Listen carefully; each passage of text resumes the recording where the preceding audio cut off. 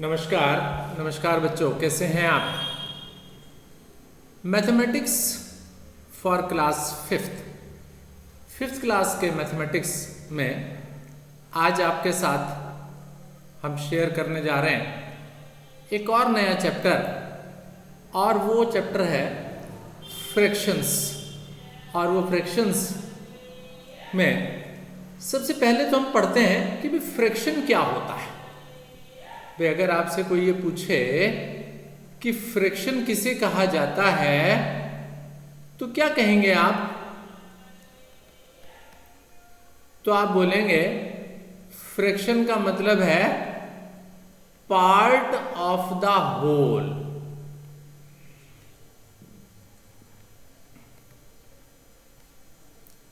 Part of the whole यानी मान लीजिए आपके पास कोई एक चीज है,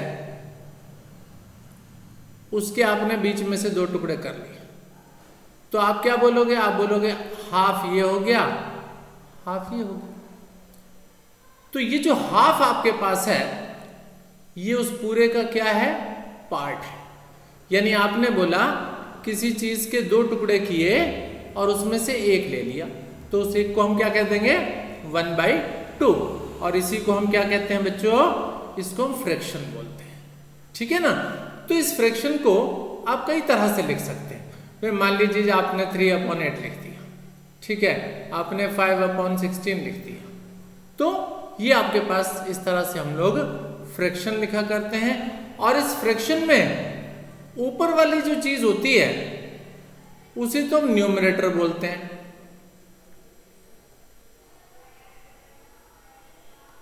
दैट इज न्यूमरेटर। और जो नीचे लिखते हैं उसे हम डिनोमिनेटर बोलते हैं, डिनोमिनेटर। ठीक है।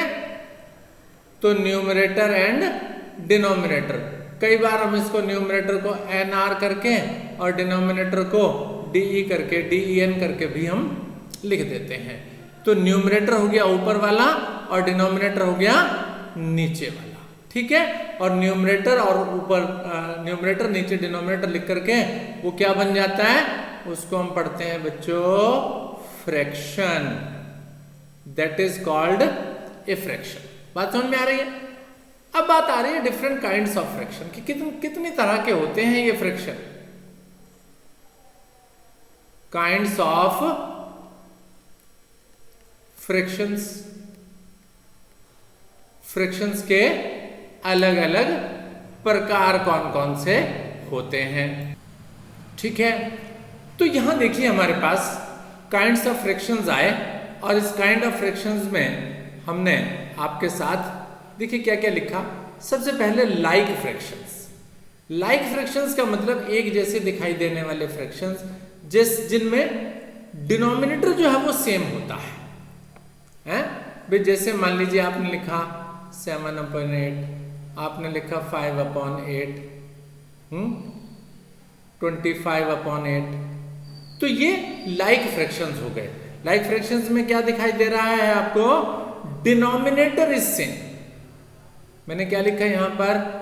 डिनोमिनेटर इज सेम, जिसमें डिनोमिनेटर का मतलब नीचे वाली चीज जो है अगर सेम होती है तो उसे हम लाइक फ्रैक्शंस कहते हैं। और अगर उसके उल्टे की तरफ चले जाए तो अनलाइक का मतलब क्या हुआ? जिसमें डिनोमिनेटर सेम ना हो। जैसे मान लीजिए एक लिखा 7/5, दूसरा लिखा 5/8, तीसरा लिखा 17/9। तो ये सब अलग अलग हैं क्योंकि इनमें नीचे क्या है? डिफरेंट है। Denominator is different. जिसमें डिनोमिनेटर सेम हो वो लाइक फ्रैक्शंस हो गए, जिनके अंदर डिनोमिनेटर डिफरेंट हो वो अनलाइक फ्रैक्शंस हो गए। बात समझ में आ रही है? तीसरी चीज लिखी मैंने यहां पर प्रॉपर फ्रैक्शंस। अब प्रॉपर फ्रैक्शंस किन्हें कहते हैं? प्रॉपर फ्रैक्शंस उन्हें कहते हैं जिनके अंदर डिनोमिनेटर जो है वो न्यूमरेटर से बड़ा हो। हैं? क्या लिख रहा हूं यहां पर? Denominator is greater than numerator, greater than numerator. ठीक है। जैसे मान लीजिए आपने लिखा 7/8, नीचे बड़ा है 17/21, ठीक है, नीचे बड़ा है आपने लिखा 2/7। तो नीचे वाली चीज डिनोमिनेटर वाला पार्ट जो है वो अगर बड़ा होता है तो हम उसे कहते हैं प्रॉपर फ्रैक्शन, और दूसरी चीज आ गई इम्प्रॉपर फ्रैक्शन जिसके अंदर डिनोमिनेटर लेस होता है, denominator is less than denominator, ठीक है। जैसे आपने यहां पर 25/8 लिखा था, ठीक है, 17/9 लिखा था, डिनोमिनेटर कम है, नीचे वाली चीज छोटी है ऊपर वाली से, तो ऐसा डिनोमिनेटर, ऐसा जो फ्रैक्शन होता है इम्प्रॉपर फ्रैक्शन, उसे हम लोग नाम दे दिया करते हैं, ठीक है बच्चों। आगे देखिए दो और टाइप के फ्रैक्शंस मेरे सामने बताए गए, इक्विवेलेंट फ्रैक्शंस। अब इक्विवेलेंट फ्रैक्शन कैसे होते हैं? आप कहते हैं कुछ फ्रैक्शन ऐसे होते हैं जो एक दूसरे के इक्वल होते हैं, ठीक है। जैसे मान लीजिए मैंने यहां पर लिखा 1/2, ठीक है। अब अगर मैं यहां पर 1/2 को मैं लिखूं 2/4, तो ये 2/4 भी इसके इक्वल है, यानी इस 1 का डबल है, ये नीचे भी 2 का डबल है। आपने कहा जी 3/6 कर दिया, इस 1 का 3 टाइम है, 2 का भी 3 टाइम है। तो इस तरह के फ्रैक्शन जो होते हैं जो सारे के सारे हैं 1/2, ये भी 1/2, दिस इज ऑल्सो 1/2, ये भी 1/2 है। तो इस तरह के फ्रैक्शंस जो हैं जिनकी वैल्यू हमेशा एक जैसी होती है उसे हम इक्विवेलेंट फ्रैक्शंस कहते हैं। इसके बाद आए मिक्स्ड फ्रैक्शन। मिक्स्ड फ्रैक्शन कुछ इस टाइप के होते हैं, जैसे मान लीजिए ऐसा लिख दिया मैंने 3:1/7, ठीक है, जिसमें 3 होल पार्ट हो गया और ये 1/7 जो है वो फ्रैक्शन पार्ट हो गया। इसका मतलब मिक्स फ्रैक्शन के अंदर आपके पास जो होते हैं दो चीजें होती हैं, एक तो होल पार्ट, पूरा पूरा पार्ट, प्लस दूसरा होता है फ्रैक्शन पार्ट। होल पार्ट और फ्रैक्शन पार्ट दोनों से मिलकर के किसी तरह का मिक्स्ड फ्रैक्शन बना हुआ होता है, ठीक है बच्चों, समझ में आ गई। तो आइए इस पर बेस्ड कुछ क्वेश्चंस करेंगे, आपको अच्छे से समझ में आ जाएंगी ये सारी बातें। अब देखिए सबसे पहला क्वेश्चन आपके पास आ रहा है। सबसे पहले मैं आपके साथ एक क्वेश्चन डिस्कस कर रहा हूं और उस क्वेश्चन में मुझसे पूछा जा रहा है कि एक्सप्रेस 3:1/4 इनटू इम्प्रॉपर फ्रैक्शन। आपसे बोला गया 3:1/4 कुछ इस टाइप का है, इसको आपने चेंज करना है टू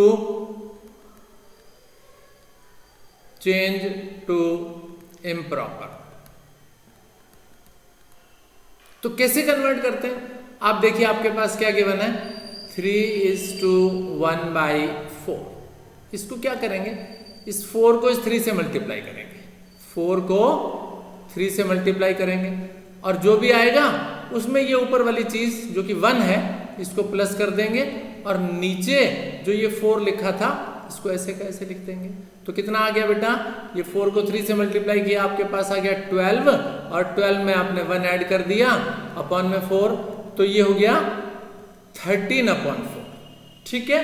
तो आपने इसको इम्प्रॉपर फंक्शन में कन्वर्ट कर दिया। इम्प्रॉपर में क्या बताया था मैंने, इम्प्रॉपर में बताया था कि नीचे जो वैल्यू होती है उससे बड़ा होता है ऊपर वाला पार्ट।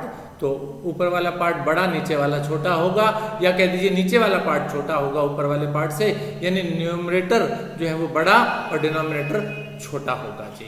तो सबसे पहली तो ये चीज आ गई। तो इसमें तो हमने क्या किया, इम्प्रॉपर में बदला। अब अगर आपसे कहा जाए कि आपके पास कोई एक और क्वेश्चन हो और उस क्वेश्चन में कहा गया एक्सप्रेस 25/8 इंटू मिक्स्ड फ्रैक्शन, इसको आपने मिक्स्ड फ्रैक्शन में कन्वर्ट करना है। तो मिक्स फ्रैक्शन में कन्वर्ट करने के लिए आपको उसको डिवाइड करना पड़ेगा। आइए देखिए डिवाइड करना सीखते हैं। 25 लिया, इसको आपने नीचे वाली जो चीज है जिसे क्या कह रहे हैं 8 है वो, उस 8 से डिवाइड कीजिए। अब 8 का टेबल आता होगा आपको, 8 3 जा 24, कितना बच गया, नीचे 1 बच गया। अब आपने देखा कितने पर पूरा पूरा चला गया, 3 पर, तो ये 3 जो है ये तो मेरा होल पार्ट हो गया, और कितना नीचे बच गया, 1 बच गया। कितने से डिवाइड कर रहे थे, 8 से, तो ये 3:1/8, यानी 3 जो है होल पार्ट हो गया, और 1/8 जो है ये फ्रैक्शनल पार्ट हो गया, जिसको हम पढ़ रहे हैं 3:1/8, 3 सही 1/8, हिंदी के अंदर कहते हैं 3 सही 1/8, और अंग्रेजी में कहते हैं 3:1/8। ठीक है, तो इस तरीके से आपको समझ में आ गया कि किस तरीके से आपके पास मिक्स्ड फ्रैक्शन हो उसको इम्प्रॉपर में कैसे बदलते हैं, और आपके पास जो इम्प्रॉपर फ्रैक्शन है उसको किस तरीके से मिक्स्ड फ्रैक्शन की फॉर्म में आप कन्वर्ट कर लेते हैं। एक इंपॉर्टेंट चीज और आई, और वो है इक्विवेलेंट फ्रैक्शन। इक्विवेलेंट फ्रैक्शन हम किस तरीके से निकालते हैं, तो इक्विवेलेंट फ्रैक्शन का मतलब हुआ दो फ्रैक्शन बिल्कुल एक जैसे। कैसे, मान लीजिए मेरे पास एक गिवन फ्रैक्शन है और उसके इक्विवेलेंट फ्रैक्शन मुझे निकालने को कहे गए, राइट। मान लीजिए आपके पास 3/8 है, इसके इक्विवेलेंट फ्रैक्शन निकालने 5 निकालने, तो कैसे निकालोगे आप कहोगे ये 3/8 को लिखो 2 से मल्टीप्लाई कर दो, ऊपर भी और नीचे भी, तो कितना हो गया 6/16, 3 को 2 से 6 और 8 को 2 से 16, तो 6/16 जो है ये 3/2 का इक्विवेलेंट हो गया।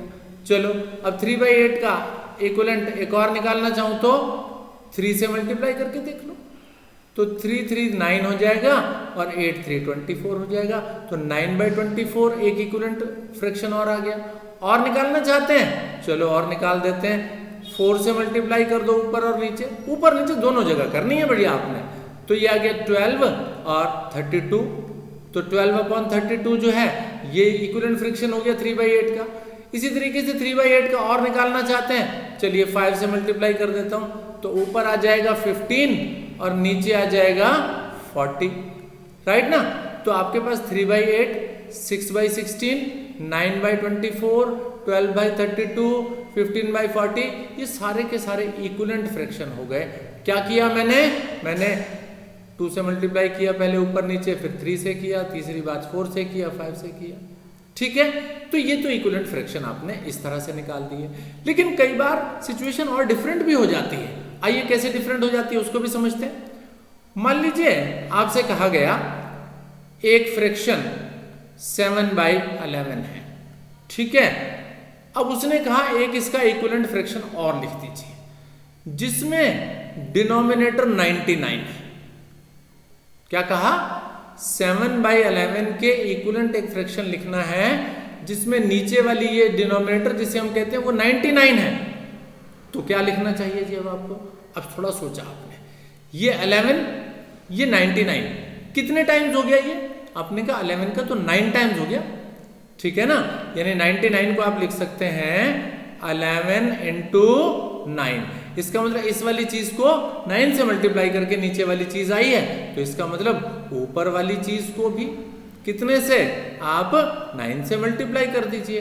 तो 9 को 6 से करेंगे तो 9 7 63, तो 63/99 आ गया, ठीक है। तो आपको क्या करना है, आपको क्या कहा गया फिर समझ लीजिए, आपको 7/11 गिवन था और आपसे कहा गया एक ऐसा इक्विवेलेंट फ्रैक्शन बताइए जो इसके इक्विवेलेंट हो और उसमें नीचे 99 आए।